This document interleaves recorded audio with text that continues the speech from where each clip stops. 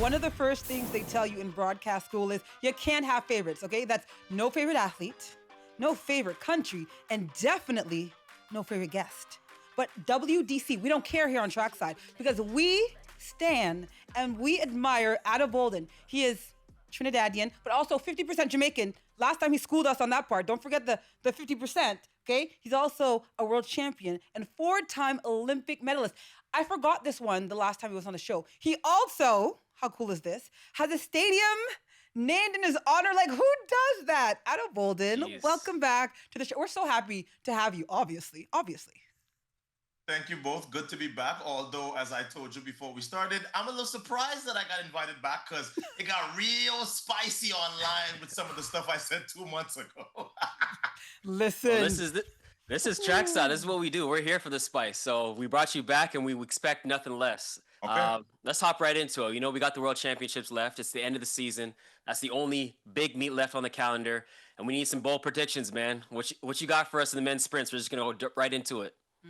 I don't know how bold a prediction it is because he is literally running some of the best hundreds that I've seen of his career and some of this 2025 season. It's Oblique Seville. Wow. I don't know how anybody who is picking. Well, I do. I did not in 2022. I thought Oblique was going to win a medal at You Worlds. see? He wins his heat, his semifinals. He's fourth in the final. In 2023, same thing. After 2023, I said, okay, I'm not picking him anymore. Of course, he doesn't have a good Olympic final. He gets eighth, and I went, aha.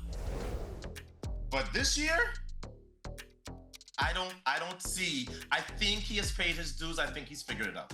Why though? Why do you say that? What do you mean? Like, what are you Yeah. seeing? Or And he hasn't beaten Kashane yet at trials. What do you think is going he's to put him scared of over the top? Kashane. He's scared And of that Kashane. is the one thing that concerns me.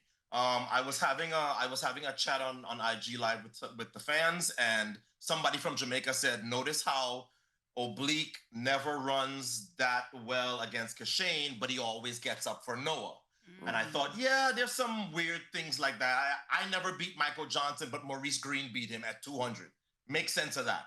So I understand that sometimes there are some some nuances there, but there's no way based on how he has looked so far, and not just how he ran against Noah, just how his races have looked, with the exception of his national championships when I understand that he was cramping. I can't put three people to beat Seville, even though I said I would never pick him again. Okay, so we'll see if Oblique does what you say he does. But I'm not ready to pick him, although he looks nice on the circuit. I feel like when he comes to rounds, he just doesn't have it. The Jamaicans are gonna cook me. But I'm just saying, you're a believer. I'm not there yet. I need to see you not do it for one off. Fine. I need to see through the rounds.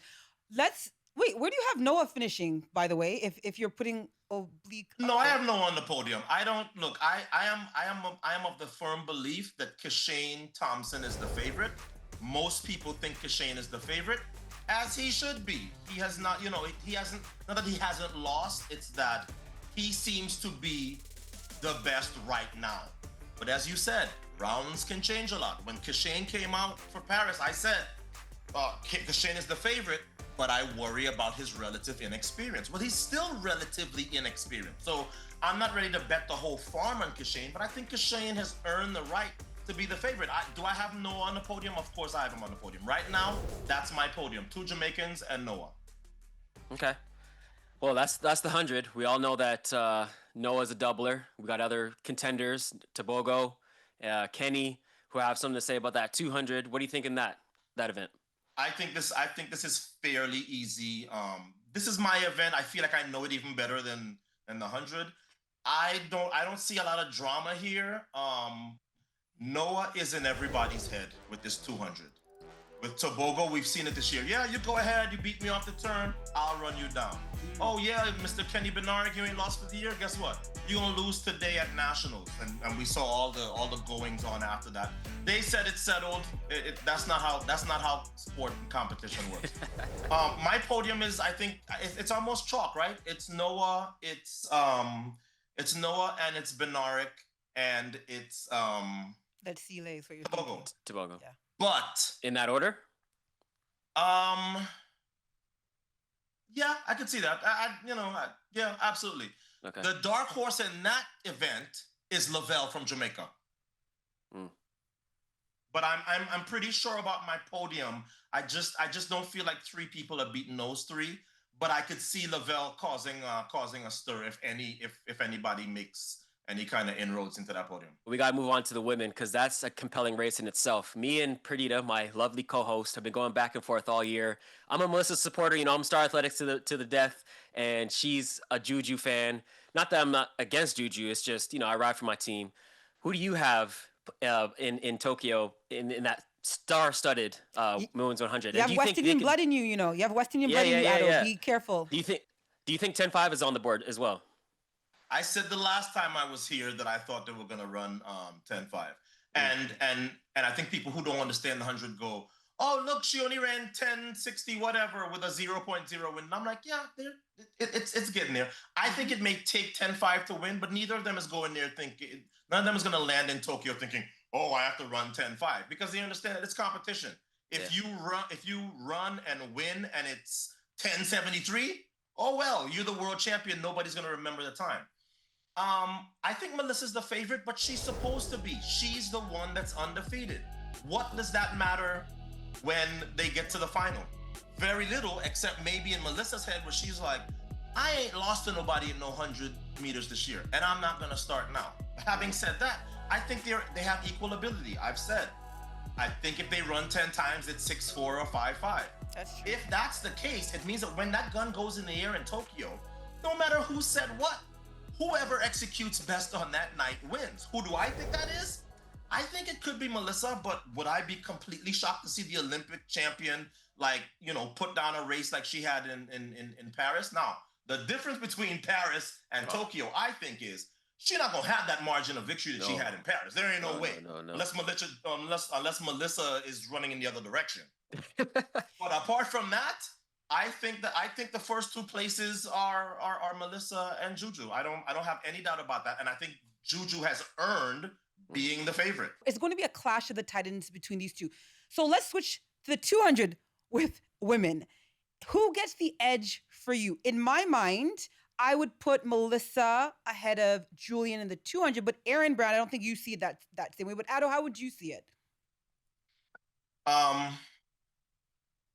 I've gone on record already and said that I think while Melissa is the favorite in the 100, Julian is the favorite in the 200 gold. But how? Well, she's the Olympic silver medalist. We already know the gold medalist won't be there. 1.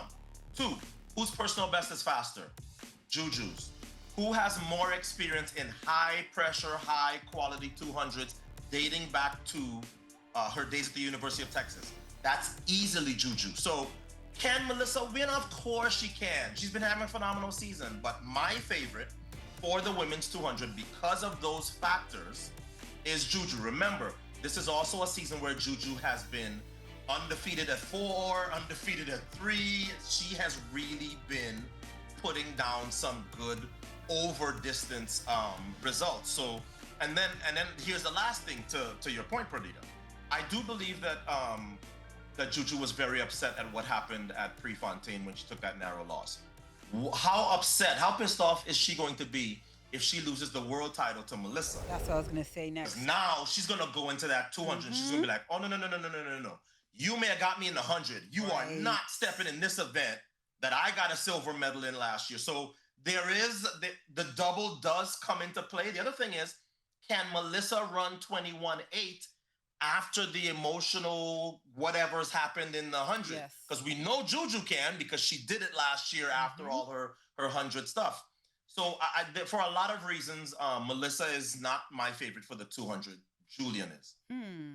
It's crazy. We have sounds like I agree with Aaron. Yeah, we have very similar takes in this respect, and I think it's that AB connection. You put me on 1.0, 2.0. Yeah.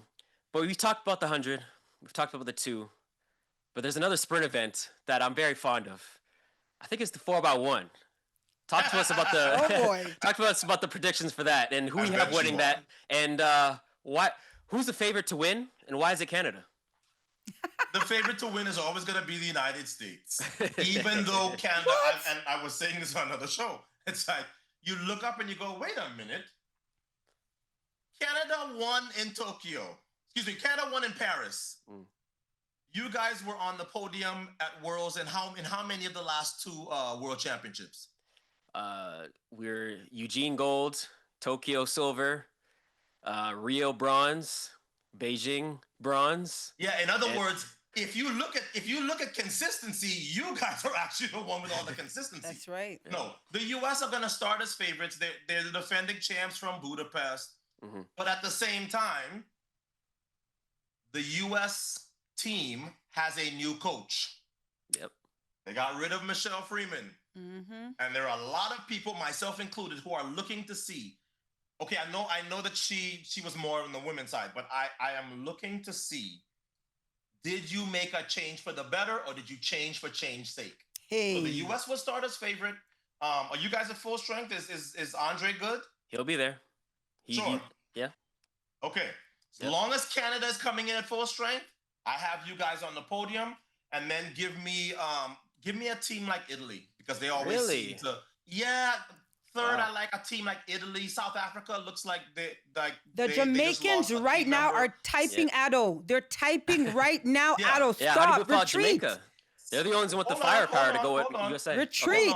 Because everybody thinks you're gonna put that Jamaican team together. Let me see that Jamaican team run first. Mm. The Jamaican team does not have legs that are particularly good with the baton. Trust me. Okay, so I know people go, "Oh, look, horsepower, Jamaica." Do I have Jamaica on the podium? Yes, but I think second or third is a little bit more open than people realize. That's all. That Jamaican team has not run together enough for me to say, "Oh yeah, they're a lock for the podium." Should they be on the podium? Yes, with Lavelle and Seville and everybody else, of course they should. But as we learn from the United States team every year, it is not just a matter of putting 4 fast guys on the track and, oh yeah, here's our gold medal. It doesn't work that way. And people and fans tend to do that more often than not when it comes to a 4x1. You heard it here first. Ato Boldon, Canada's men, 4x1 gold. This is why I invited you back. The check is in the mail. My friend, hold on. Ato, what is this I hear about your epic glasses from the Olympics? You don't know where they are? Did I hear that right? They're never that far. Those are in a museum, but the rest of them are somewhere around. You have museum. The man has stuff in museum, stadium, museum, Jamaican Trinity, everything, all the things. Pilot. Oh my goodness, Ato, you gotta come back again if we have a second season next year. We'd love to have you. Thank you for this. Absolutely, always fun to be with you guys, and like you guys, I hope I enjoyed Tokyo. Yes. I'll see you out there. See you out there. Canada Gold.